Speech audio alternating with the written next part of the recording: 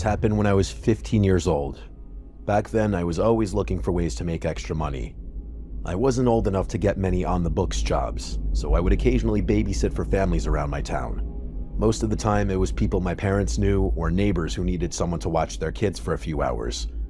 One afternoon during summer break, I was browsing Craigslist and found an ad from a woman looking for a babysitter. The post explained that she worked overnight shifts and needed someone to stay at her house with her 6-year-old daughter, Rose. According to the ad, Rose would already be asleep before I arrived and would remain asleep most of the night. The pay was surprisingly good for what sounded like an easy job. I emailed the woman and got a response about an hour later. She asked for my phone number and called me that evening, and she sounded completely normal. She spoke calmly and answered all my questions.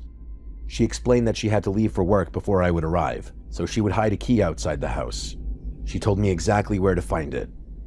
Since I was only 15, my mom wanted to talk to her before agreeing to anything. The woman spent several minutes speaking to my mom on the phone. Whatever they discussed seemed to satisfy my mom because afterward, she told me it sounded like a great idea. The babysitting job was scheduled for the following night at around 9:30 p.m. When the time came, my mom drove me to the address. The house was located in a quiet neighborhood about 20 minutes away from where we lived. It sat near the end of a dead-end street and was surrounded by large trees. As we pulled into the driveway, I noticed every light inside the house was on. My mom waited while I walked to the front porch and checked the hiding spot the woman had described. The key was exactly where she said it would be. I unlocked the front door and stepped inside. After setting my backpack down, I turned around and waved goodbye to my mom as she backed out of the driveway. Then I was alone. The house was dead quiet. I figured Rose was already asleep, just like her mom said. Inside was a pretty standard house at first glance. There were family photos on the walls, and a few toys sat near the living room couch. I saw a pink backpack leaning against a chair. There were kids' drawings attached to the fridge with magnets. Everything seemed ordinary. Still, I wanted to know the layout of the house, so I walked through the first floor. The kitchen connected to a hallway leading towards several bedrooms.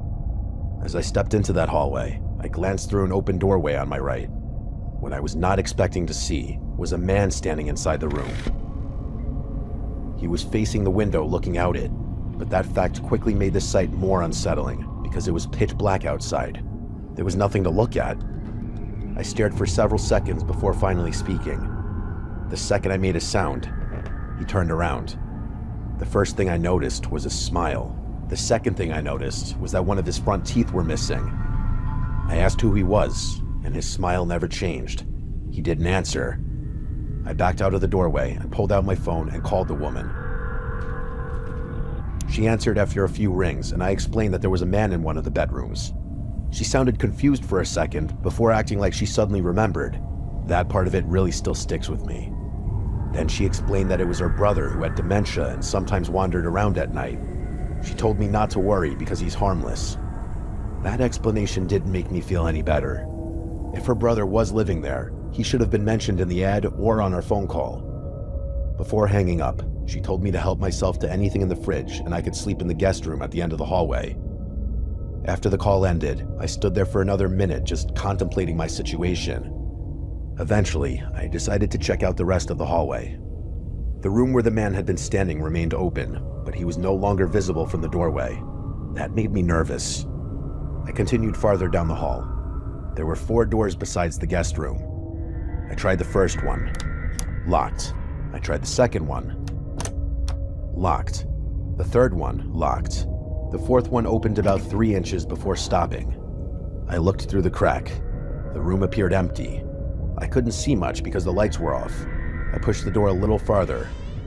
It was just an empty room. Feeling stupid for being scared, I continued toward the guest room. As I passed the fridge again, I noticed something strange. The drawings attached to it looked old, really old. The paper had yellowed around the edges. One of the drawings had dust sitting on top of the magnet holding it in place. The backpack I'd seen earlier looked faded too. I started wondering when the last time a child had actually been in that house was. The thought made me uncomfortable. I realized that despite being there for almost half an hour, I still hadn't seen a single sign that Rose currently lived there. I hadn't heard her, and I hadn't seen her room. I hadn't even seen any recent toys. I reached the guest room at the end of the hallway. It was a small room. I set my backpack on the floor. Then I noticed something. There was no lock on the door. As I turned around to look back into the hallway, there was the man again, standing at the opposite end of the hallway. He was looking at me again, and his smile came back on his face. I hadn't heard him approach. It was like he just teleported there.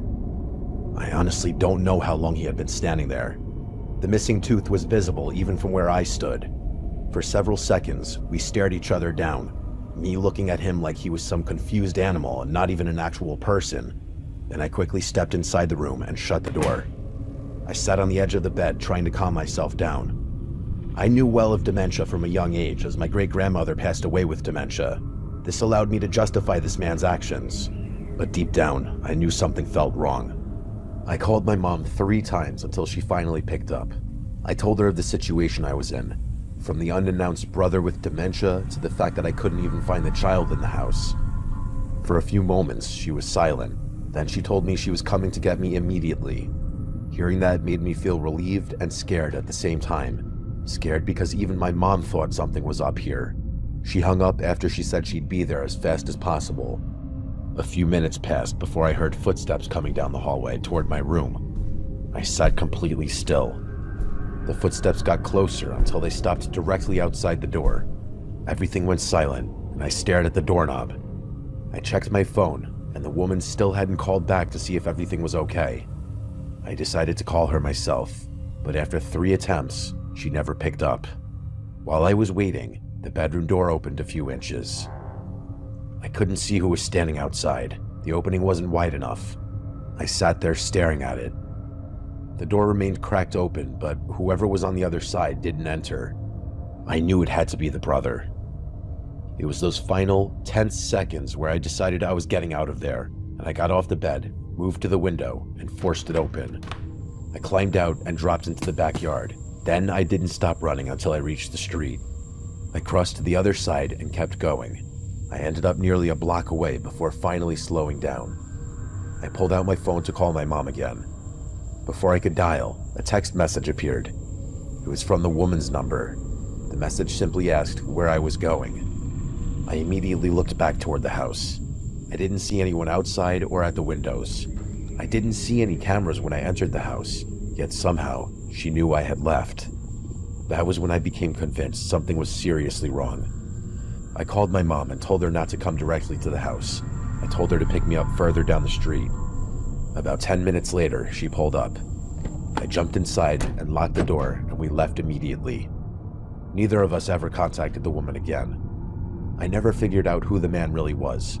I never figured out if Rose actually existed. I never figured out why all the bedroom doors were locked. There's a slight possibility that it was all real and that I was just extremely paranoid and dipped out, but the chances of that are slim to none. Something weird was going on in that house.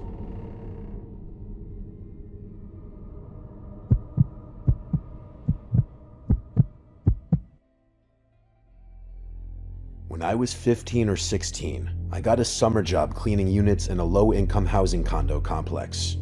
I got the job through the property manager, who I used to babysit for, and for a high school student, it paid surprisingly well.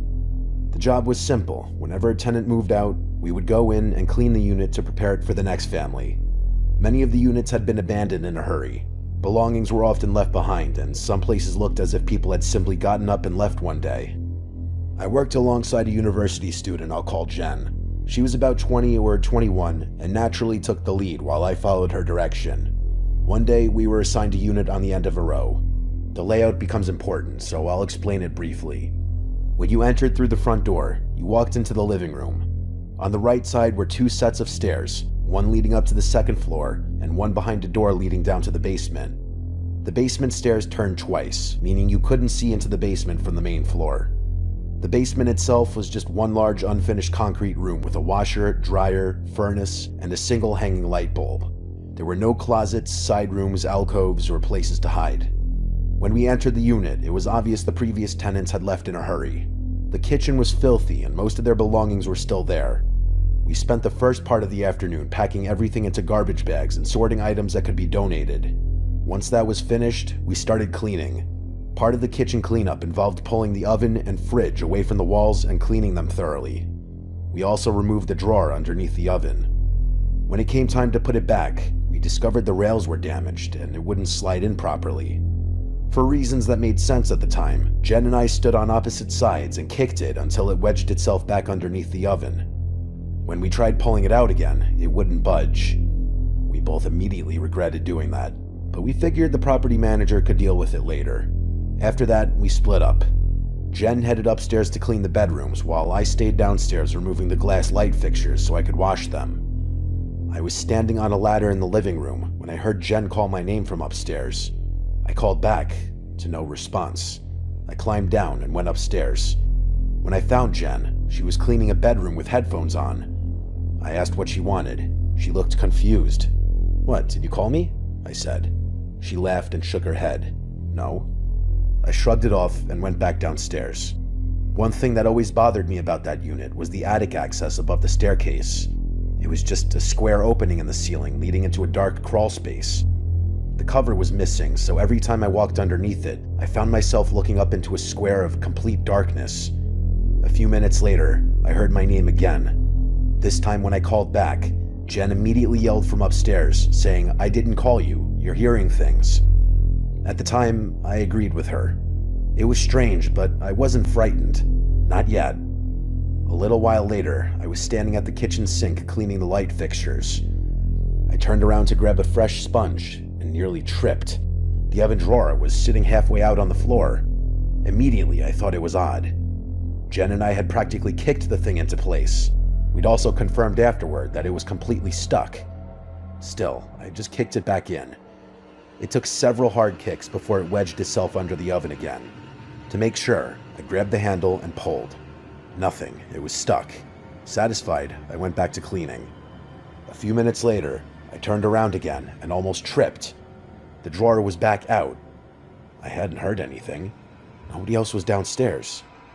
This time, I felt genuinely unsettled. The drawer hadn't simply slid out. It had been jammed into place. I left it where it was and decided it was the property manager's problem. When I checked on Jen, she was still upstairs cleaning, so I returned to my own work.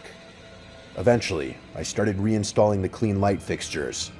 Since it was a bright summer afternoon, I turned the lights off while I worked. I was standing on a small ladder trying to secure one of the fixtures when the lights suddenly switched on. The sudden brightness startled me, and I fell backward on the ladder.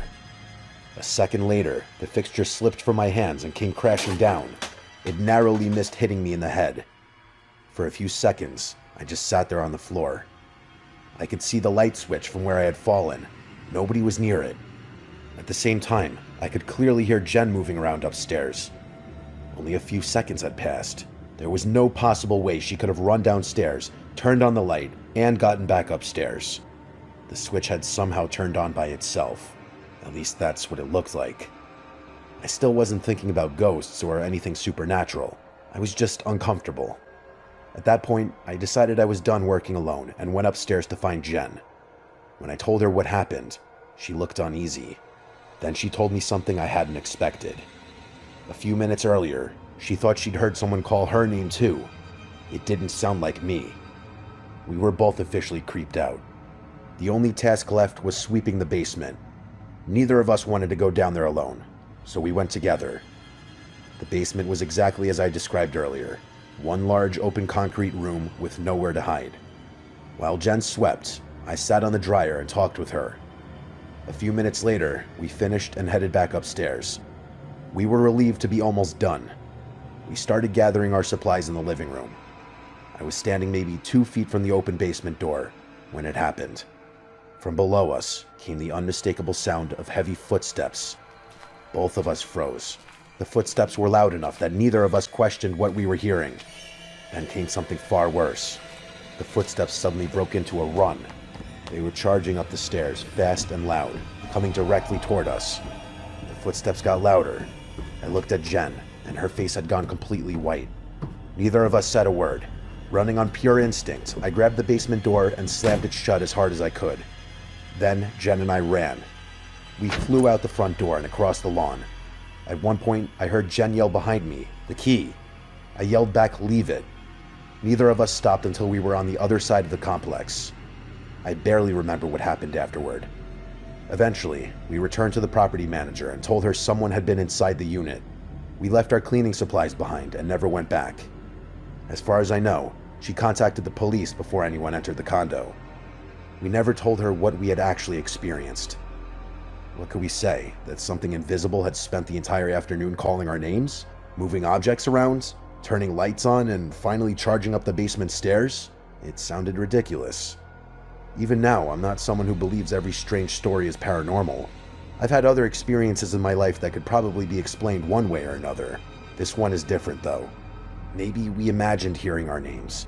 Maybe there was some mechanical explanation for the oven drawer. Maybe the light switch malfunctioned. But that basement was empty. There was nowhere for anybody to hide, and those footsteps weren't distant or ambiguous. They sounded exactly like someone running up a staircase directly toward us. Even now, more than 20 years later, hearing someone run up a set of stairs sends me right back to that summer afternoon. I'm still a skeptic, but I never have been able to explain what happened in that condo.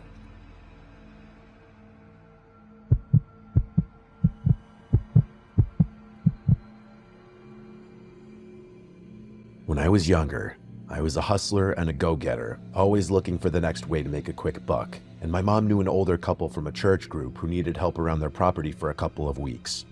Their names were Richard and Elaine, and they were both in their late 60s, old but not super old. They lived in a pretty rural area about 40 minutes away from my house. They were in one of those older farmhouses with a long gravel driveway and woods behind the property. The deal was simple, that I would stay there for a little over a week, help Richard with yard work, cleaning out the garage, moving furniture, painting a fence, things like that, and they would pay me at the end. My mom trusted them because she knew Richard from years back, and Elaine seemed really sweet the first time I met her. She was quiet, but she smiled a lot and kept asking if I was hungry. The house itself was fine. It was what you'd expect an elderly couple to live in a quiet area. Upstairs at the end of the hall was the room I'd be sleeping. On my first day there, Richard showed me around the property and then gave me a verbal list of things we'd work on, and Elaine made dinner. I noticed early on that Elaine didn't talk much, but she always had a neutral to half smile on her face. She asked my name 3 different times, to which Richard just said she forgets things sometimes. I figured he meant normal old person forgetfulness, so I didn't think much of it. That night, I went upstairs around 11 and tried to sleep. Sometime around probably 3 in the morning, I woke up and heard footsteps in the hallway. Someone was walking back and forth outside my room. I knew it. The floorboards creaked every few seconds. Maybe Richard was going to the bathroom. But the footsteps didn't go anywhere. They just passed my door, went down the hall, turned around, and came back. I laid there in the dark listening to it for maybe 10 minutes, and it got increasingly uncomfortable until they seemed to stop right outside the door. I stared at the big, dark gap under the door, and I felt like I could see the outline of 2 feet. After a while, the footsteps moved away again, which confirmed that what I was seeing was in fact 2 outlines of feet. The next morning, I mentioned it to Richard while we were outside working. He didn't look surprised. He just said Elaine sometimes wandered at night because she had bad dreams and got confused, and that I shouldn't worry about it.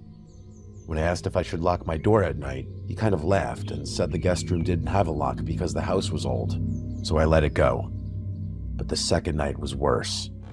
I woke up again to the same footstep sounds, except this time they were faster. I could hear Elaine muttering to herself in the hallway.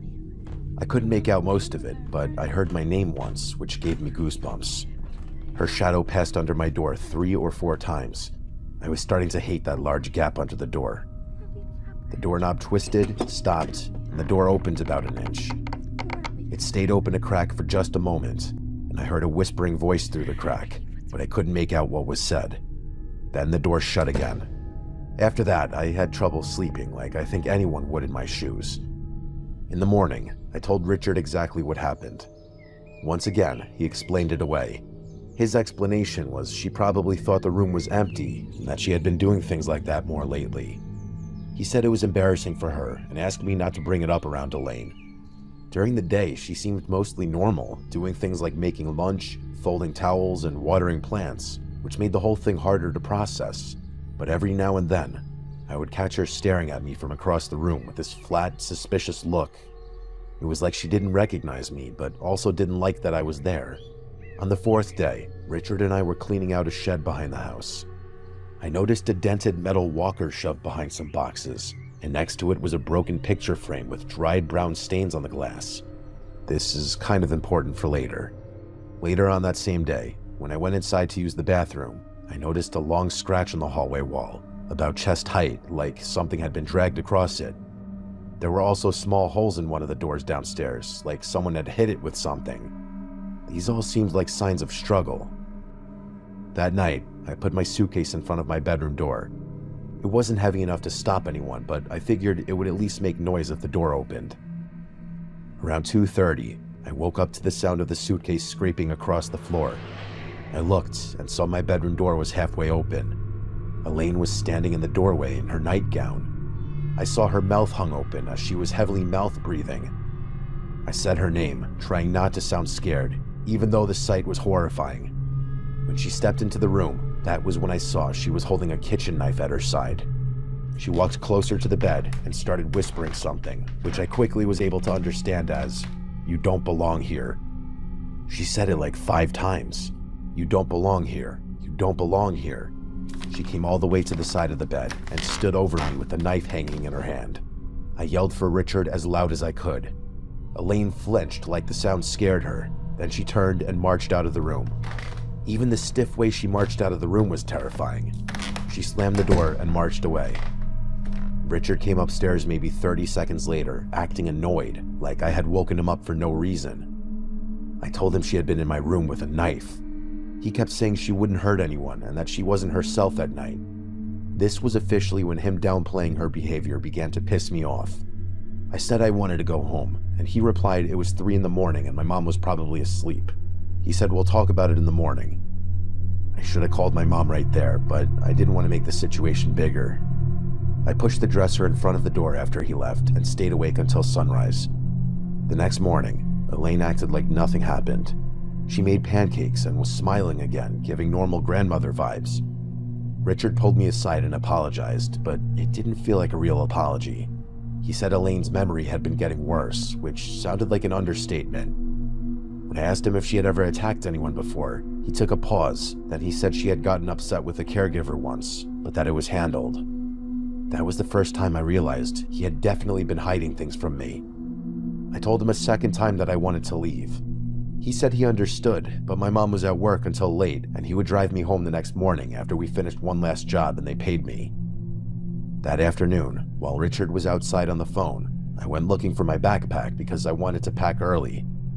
For some reason, I found it in the laundry room. On my backpack, there was a blood stain clear as day, right on the outer pocket. I called Richard into the room and showed him the blood. He grabbed the backpack, looking a little more angry than I'd seen yet, and he told me he accidentally cut himself earlier and moved my backpack in there while he cleaned up the blood. He finished it off with a "stop worrying." I told him I was calling my mom, and he once again tried to get me to calm down. I went upstairs, packed my bag, and tried calling anyway. The call failed twice, so I texted her to come get me, but it didn't send. Richard also refused to give me the Wi-Fi password. That was when I really started to feel trapped. I had to tank through until she came the next morning. The final night, I didn't even get in bed. I sat fully dressed on the top of the blanket with my shoes on and my bag next to me.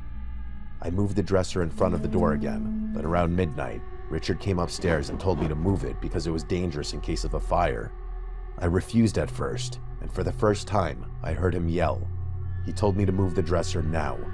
I complied and moved it just enough so the door could open. After he left, I waited in the dark with my phone in hand. Around 2 in the morning, I heard Elaine downstairs. She was yelling this time. It sounded like she was yelling at Richard.